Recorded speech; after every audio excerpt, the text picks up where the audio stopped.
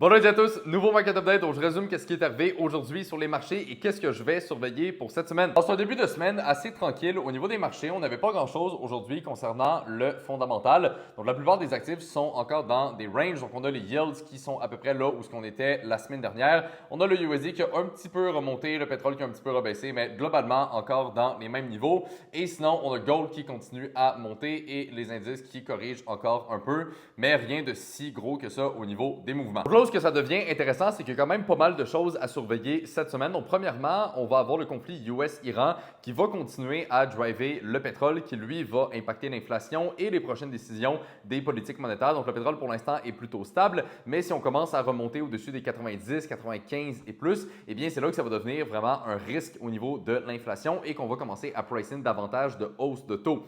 À l'inverse, si on repasse en dessous, je dirais, des niveaux des 80, eh bien, c'est là que le marché va devenir beaucoup plus confiant par rapport à la guerre et que l'inflation ne devrait pas être trop problématique.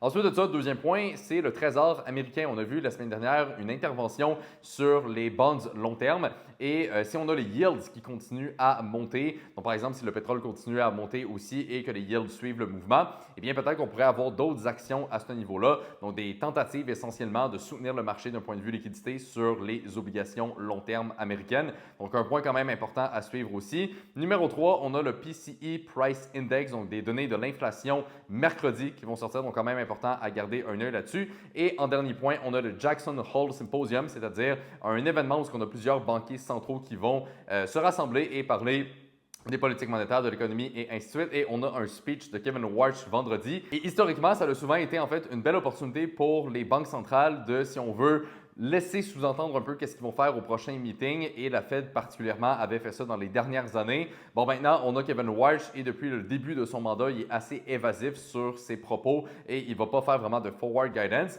Donc là, la question c'est est-ce que ça va être également le cas au Jackson Hole ou alors est-ce qu'il va se prononcer un petit peu plus? Donc quand même un point important à surveiller. Sinon, de mon côté, la semaine dernière a bien terminé. J'avais un trade sur le Dow que j'ai pu fermer en profit et pour ce début de semaine, je n'ai pas de trade actif, mais j'ai encore des positions sur gold et le pétrole principalement qui tourne bien. Donc à suivre, je surveille comme d'habitude les mêmes marchés, c'est-à-dire le USD, les matières premières, les indices, les yields, le pétrole, bref, rester dans les classes d'actifs les plus importantes. Mais je pense qu'on devrait avoir des belles opportunités. On a également les conditions de l'été qui terminent très bientôt, donc ça va être super intéressant aussi dans les prochaines semaines. Mais bref, pour cette semaine, donc, c'est les points les plus importants à surveiller.